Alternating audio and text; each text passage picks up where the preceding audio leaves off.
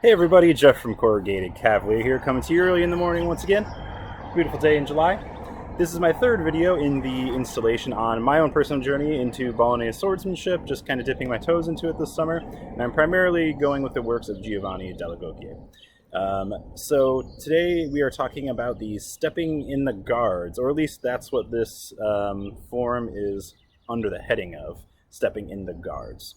So to understand the stepping in the guards and all the descriptions that I'm about to do, you will need to know the strikes and the guards, and I'll list those two videos up there.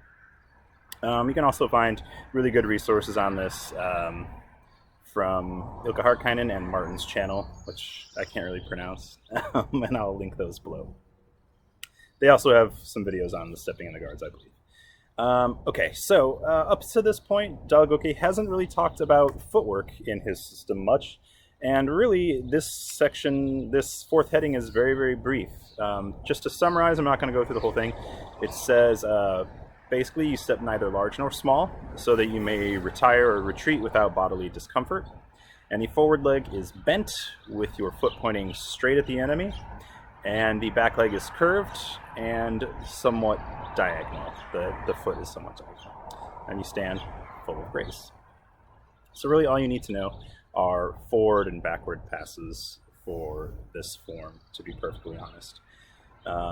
Okay, so without further ado, let's dive right in. I will go through it slowly at first and we'll kind of piece it together. Okay, so to begin, I am going to stand with as much grace as possible, which is not really that much in my case. And I'm going to mimic the foot positioning that he talks about while in the guards to some degree. So I'm going to have what's going to be my front foot, which is my right foot in this case, pointing straight at the enemy. My back foot somewhat on the diagonal. That's a little bit of a 90. And I'm going to have my sword here as if it's in a scabbard. So I got it in my imaginary scabbard here. The first action that Della Gocchia mentions actually has two options. He says you may either do a falso manco into a reverso squalimbro, or you may do a reverso tondo into a reverso squalimbro.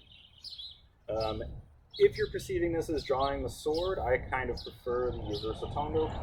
Plus, you do the falso into a squalimbro a bunch in this form anyways, so just to get something else in, I prefer to do the tondo here, as do Martin and Ilka Harkinen, it seems. Okay, so that's the very first thing we're going to do.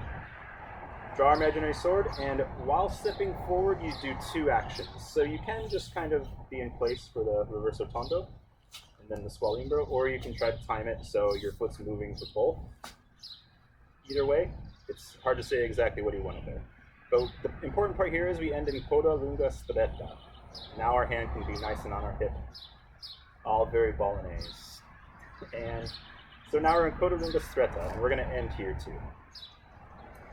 And the second maneuver is we're going to step forward with our left and perform a falso dritto and a mandrito squalimbro. So falso dritto and mandrito squalimbro. And now we should be in cinghiale porta di ferro. Okay, so from here, sorry, I'm going to back up a little bit. From here, cinghiale porta di ferro, we're going to step forward with our right and perform a tramezzone, mandrito tramezzone. I'm going to step forward with my right, look at my watch, time to die. And we're going to end in porta di ferro stretta instead of cinghiale porta di ferro because we now have our right foot forward. Okay, so now we're going to take a step forward with our left foot and do a falso manco, reverso squalimbro, and end in coda lunga alta. And to me, differentiating here is important versus the stretta guards. So keep our point a little bit higher for coda lunga alta. Also in Della Gocchia's system, he mentions coda lunga alta as being left foot forward, so that's also important. Notice my left foot is forward, but I just performed a reverso. So I'm on the reverso side, so it's coda lunga alta. From here, you get one of my favorite actions in the whole form. You step forward with the right and perform a reverso del doppio. So this rising cut from the left to the right, reverso del doppio, and end in guardia di alicorda. Very cool. And then we're going to thrust in imbrocata and end in porta di ferro stretta. Notice to get a little bit of hip movement in there, my back foot turns a little bit. I'm not sure if that's 100% correct, but it feels right to me. So I consider that the whole first part, and there is a paragraph break there, it seems, in Gauguin's manual as well. So let's go through that whole first part again. So we're going to stand full of grace with our sword in the imaginary scabbard. Pro verso tondo, pro verso squalimbro, falso dritto, mandrito squalimbro, and then we're going to do a tramezzone,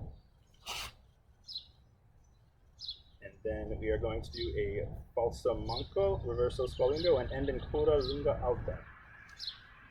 So our point's a little bit higher.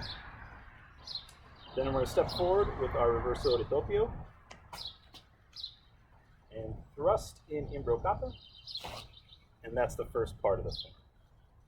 I'll do it a little bit faster.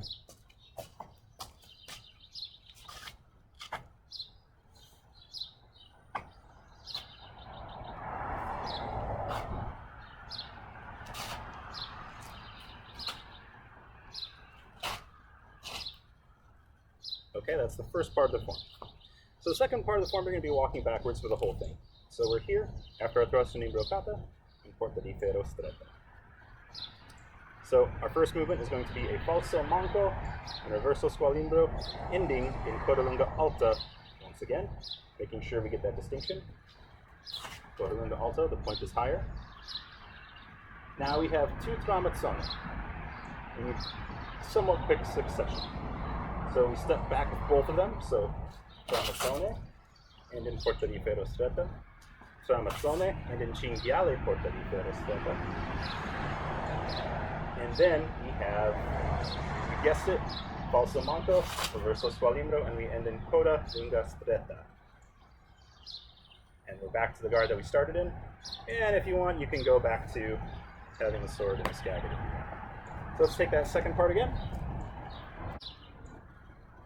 We're going to be here after my thrust in imbrocata in porta di ferro stretta. And the first movement going backwards is falso manco, reverso squalimbro, and we're ending in coda lunga alta. So my tip is a little bit higher than it would be for coda lunga stretta. Then we have a step backward and a tramezzone. We have another step backward and another tramezzone. And we are in cinghiale porta di ferro. Then we have a falso manco, reverso squalimbro, and we're back in coda lunga stretta. I'll do that a little bit faster.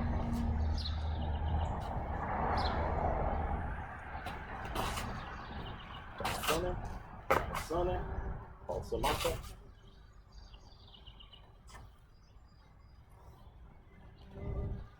So there are a couple of important things, in my opinion, to differentiate here. So alta versus stretta, I think, is important. Some people say don't worry about it too much. I like to make that distinction for myself. I think it is important, otherwise they wouldn't have different names for them. That's just my opinion. And then really making a differentiation between the action of falso and then squalimbro versus a tramezzone. Making sure tramezzone is very clear, and making sure that this is very clear. These could be a little bit bigger, perhaps, and maybe the tramezzone comes at a little quicker tempo. So let's try to put a couple of those things in. I'm going to start here in my guard. Reverso tondo, reverso squalimbro, falso. So nice and big, and then quick tramezzone. Once again, nice and big for the reverso, and then reverso squalimbro. And here we go. Step forward into our corner with the reverso ridoppio, imbrocata. And we step back nice and big, coda lunga alta, tramezzone, tramezzone. That can happen pretty fast. As fast as you can step back, really.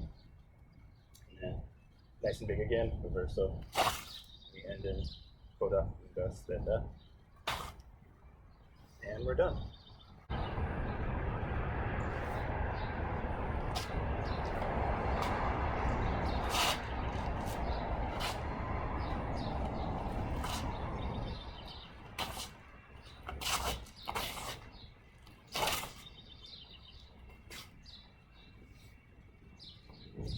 So that's it for now. Thank you all for coming by the channel, joining me in my journey into Bolognese swordsmanship. That was the Stepping in the Guards. I hope you guys enjoyed it. Please click like, subscribe, share this around to people who might find it interesting. You can find me on Twitter at corrugatedcav1. And yeah, thank you once again for coming by the channel. Be good to each other, and ciao.